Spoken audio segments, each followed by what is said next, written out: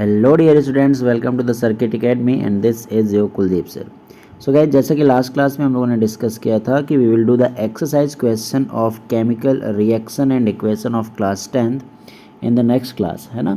तो हम लोगों ने क्या डिस्कस किया था कि नेक्स्ट क्लास में हम लोग एक्सरसाइज के क्वेश्चंस करने वाले हैं केमिकल रिएक्शन एंड इक्वेशन के। इसमें से first number question I think we have done. Okay, first भी हो गया था एंड सेकेंड पे। Now we are coming for the third number question. तो पहले हम लोग यहाँ पर खुद से आंसर बनाने का सॉल्व करेंगे और उसके बाद will go for the answer, exact answer. हम लोगों को लिखना क्या रहेगा एग्जाम में, पहले हम समझेंगे then will go for the exact answer. Okay, so आपको क्वेश्चन में यहाँ पे थर्ड नंबर में क्या गिवन है तो देखिएगा, लिखा हुआ है कि what happen when dilute hydrochloric acid is added to iron filing. Simple सा रिएक्शन है, हम लोगों ने कई बार किया है कि हाइड्रोक्लोरिक एसिड का रिएक्शन किससे कराना है भाई, आयरन से। तो क्या हो जाएगा, यहाँ पे बन जाएगा गाइज आपका FeCl2 एंड हाइड्रोजन गैस क्या हो जाएगी यहाँ से रिलीज। तो बैलेंस करेंगे तो यहाँ पे क्या लग जाएगा आपका 2। समझ में आया ना।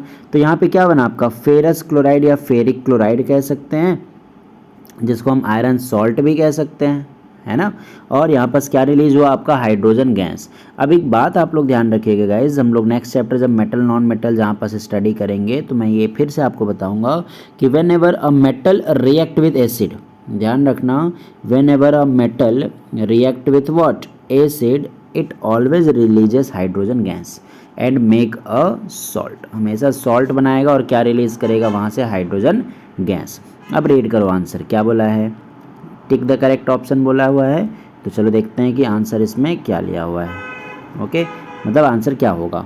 तो hydrogen gas and iron chloride is formed, obviously iron chloride and hydrogen release हुआ है, सही हो गया भाई, पहला वाला पॉइंट सही है। क्लोरीन गैस गलत हो गया, क्लोरीन गैस कहाँ बन रही, नहीं बन रही है। नो रिएक्शन टेक्स प्लेस, ये भी रॉन्ग है। आयरन सॉल्ट एंड वाटर, ये भी रॉन्ग है। तो ऑप्शन नंबर कौन सा सही हो जाएगा आपका, ए। क्लियर है, आई होप आप लोग अच्छे से समझ गए होंगे। चलो नेक्स्ट क्वेश्चन की तरफ आते हैं, आंसर देख लो। तो ऑप्शन नंबर ए आपका क्या है यहाँ पास सही है। क्लियर है, चलो नेक्स्ट बोला है what is a balanced chemical equation, why should chemical equation should be balanced. देखो बैलेंस्ड केमिकल रिएक्शन क्या होता है, जैसे इसी रिएक्शन की अगर हम बात करें तो इस रिएक्शन को ही हम क्या बोलते हैं, balanced chemical equation. That means क्या कि ऐसा रिएक्शन जिसमें reactant as well as product both side पे जो नंबर ऑफ एटम्स है वो क्या हो गाइज सेम हो, उसी को हम क्या बोलते हैं, बैलेंस्ड केमिकल इक्वेशन। क्लियर है, अभी मैं दिखाऊंगा आपको डेफिनेशन एग्जैक्ट आपको आंसर में क्या लिखना रहेगा। ओके, बाकी समझ गया ना।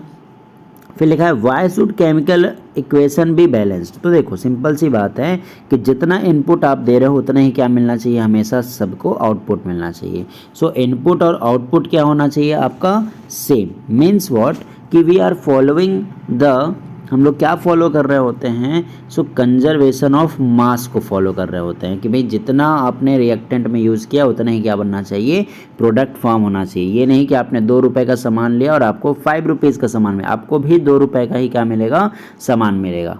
समझ में आ रही है, that is why the chemical equation should be balanced. ठीक है, चलो अब पढ़ लो एक बार आंसर क्या लिख रखा है यहाँ पास, या reaction which has equal number of atoms of all element of the both side, that means reactant side as well as in product side is called the balanced equation. और ये बताया मैंने, the law of conservation of mass states that mass can neither created not destroyed, hence in a chemical reaction the total mass of the reactant should be equal to the total mass of product. आप यहीं तक answer कर सकते हैं और इसी से आपको पता चल जाएगा कि for the following to law of conservation of mass we are going to balance the chemical equation. समझ में आ गई ना बात। चलो नेक्स्ट क्वेश्चन की तरफ आते हैं, that is question number 5, translate. अच्छा, ये ट्रांसलेट वाला पार्ट भाई हम लोग कर चुके हैं, है ना। पीछे के आप लेक्चर्स देखिएगा, वहाँ पे we have done the chemical reaction वाला पार्ट। ये जो है 5, 6 and 7 all 3 reactions we have done and 8 also. ठीक है, चलो आते हैं क्वेश्चन नंबर 9 पे। ये भी हम लोगों ने कर लिया है पीछे, केवल हम लोग डिस्कस कर रहे हैं कि आपको आंसर कैसे लिखना है और क्या करना है। Okay, what do mean by exothermic and endothermic. Exothermic क्या होता है गाइस, जिसमें एनर्जी रिलीज होती है, release energy in the form of heat, light और साउंड, है ना। तो उसको हम क्या बोलते हैं, एक्सोथर्मिक रिएक्शन। पीछे पढ़ा हुआ है, आप लोग लेक्चर जरूर देखिएगा, आपको मिल जाएगा आंसर, ठीक है। जैसे यहाँ पे लिखा हुआ है कि सोडियम और क्लोरीन के मिक्सचर को जब मिलाया गया तो सोडियम क्लोराइड और साथ में क्या रिलीज हुई, एनर्जी। तो इसको हम कौन सा रिएक्शन बोलेंगे, exothermic reaction.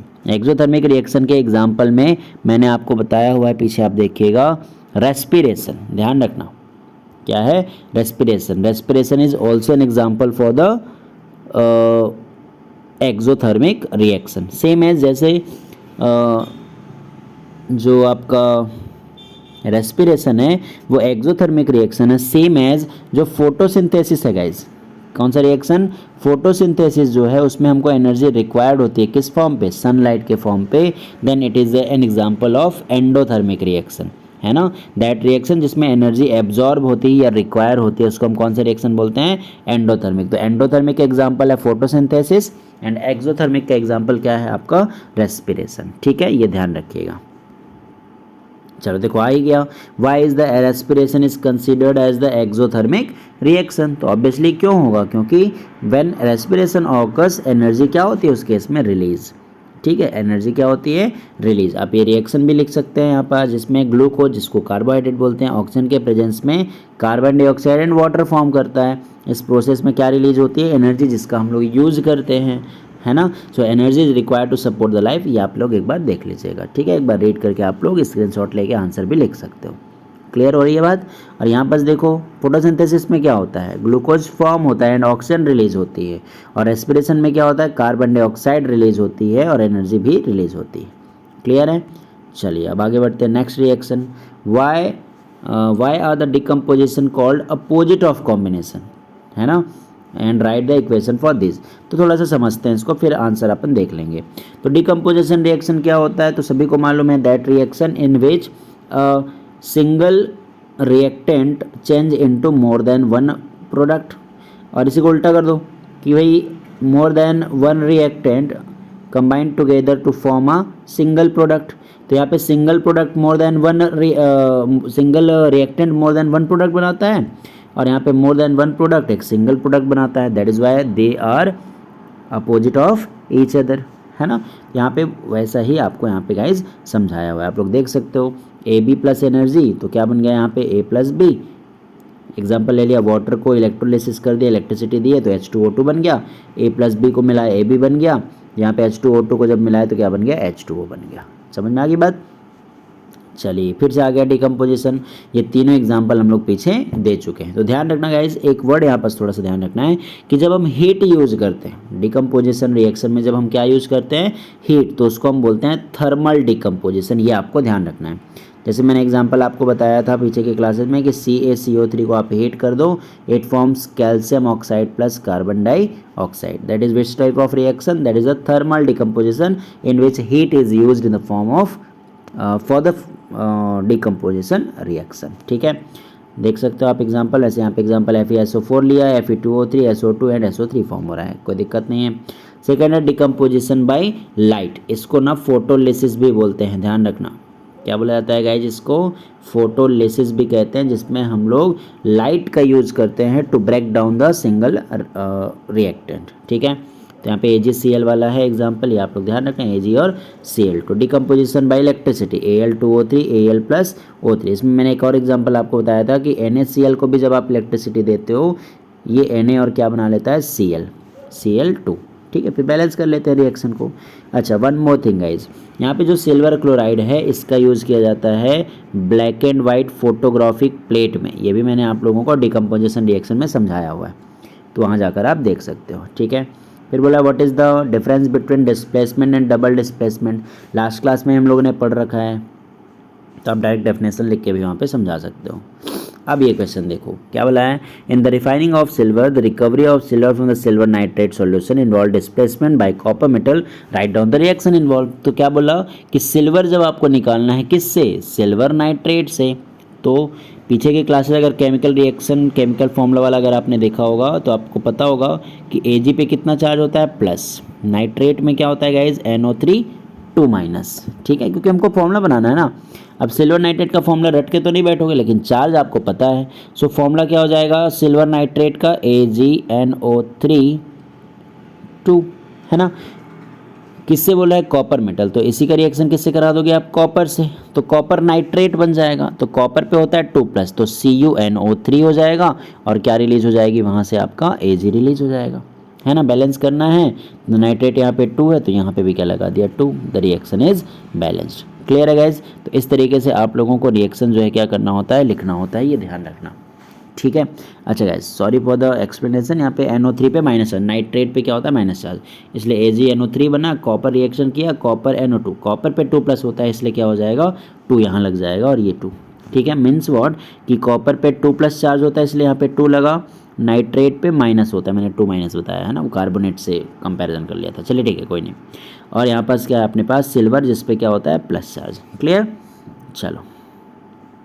What do mean by the precipitation, ये भी लास्ट क्लास में हम लोगों ने पढ़ रखा है कि जब हम लोग कोई ऐसा सब्सटेंस फॉर्म कर रहे होते हैं रिएक्शन में जो अनडिजॉल्व होता है। सबसे अच्छा एग्जांपल आप ये वाला हमेशा ध्यान रखिए कि सोडियम सल्फेट में बैरियम क्लोराइड जब मिलाया तो barium sulphate and sodium chloride बना, और यहाँ पे जो बैरियम सल्फेट है ये वाइट कलर का एक PPT undissolve insoluble compound form करता है, जिसको हम क्या बोलते हैं PPT, and that is why the reaction is called as the precipitation reaction. ठीक है, चलो next reaction is oxidation and reduction. ये लास्ट क्लास में हम लोगों ने पढ़ा था गाइज, है ना। आप वहाँ से भी एग्जाम्पल ले सकते हैं या फिर ये एग्जाम्पल भी नोट कर सकते हैं। क्लियर, चलिए 17 क्वेश्चन क्या लिखता है, अ shiny brown coloured element X on heating with air becomes a black colour. ठीक है, name the element X and the black colour compound. तो ध्यान रखना ब्राउन कलर का कौन सा एलिमेंट आपको दिखता है, तो हमेशा भी हमको क्या दिखाई देता है, कॉपर, तो X की वैल्यू क्या हो जाएगी copper.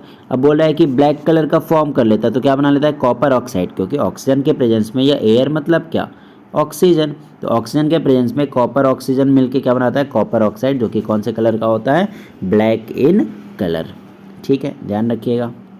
Next question is why do we apply paint on iron particles. अच्छा गैस, हम लोगों ने लास्ट की एक टॉपिक है जिसका नाम है क्या कोरोजन, वो मैंने नहीं बताया है।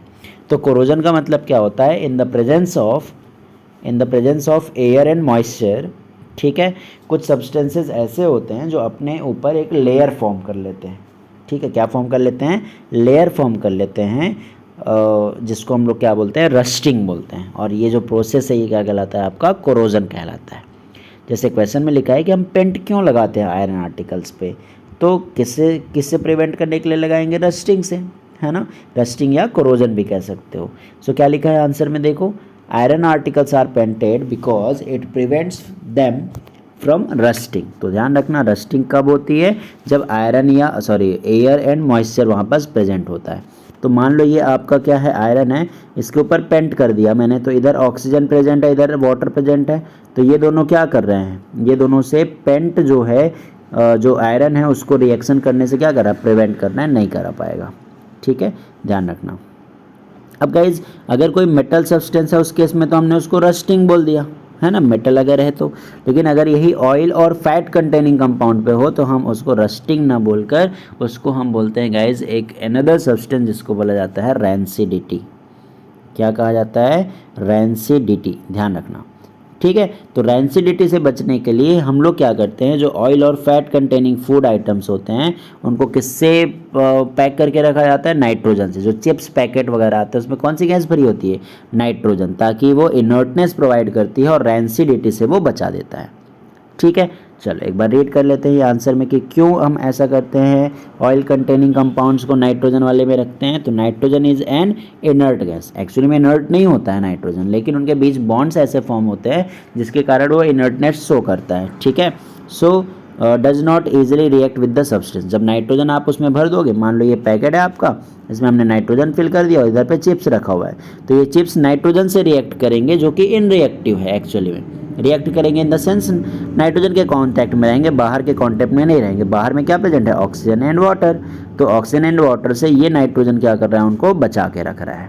ठीक है, so on the other hand oxygen react with the food substance make them rancid. Rancid का मतलब है जिसको अपन नॉर्मल लैंग्वेज में बोलते हैं ना, सित टाइप हो गया है, सिता आ गया है, ऐसा कुछ बोलते हैं, है ना। दस bags used in packing foods items plugged with the nitrogen gas to remove oxygen inside the packet. When oxygen is not present inside the pack, rancidity of oil and fat containing food items is avoided. ठीक है, so nitrogen add इसलिए करते हैं ताकि हम rancidity से उसको क्या कर सके, बचा सके। तो कोरोजन क्लियर हो गया, रेंसिडिटी भी क्लियर हो गई आपको। एक बार आप चाहो तो ये आप रीड कर सकते हो, नोट भी कर सकते हो। ठीक है, और ध्यान रखना कभी कभी पूछ लेता है कि what is the formula of rust. तो याद रखना कि आयरन, ऑक्सीजन एंड वाटर के प्रेजेंस में हाइड्रेटेड फेरिक ऑक्साइड या आयरन ऑक्साइड फॉर्म करता है, इसी को हम क्या बोलते हैं गाइज, रस्ट। बाकी आप डेफिनेशन यहाँ से स्टडी कर सकते हो। ठीक है, चलिए, तो ये हो गया आपके कंप्लीट एक्सरसाइज के क्वेश्चन। आई होप आप लोगों को अच्छे से समझ में आया होगा। सो रिवाइज कीजिए, अपने फ्रेंड्स को बताइए कि इस तरीके से हम लोगों को आंसर जो है क्या करना है, राइट करना है। So have a good night,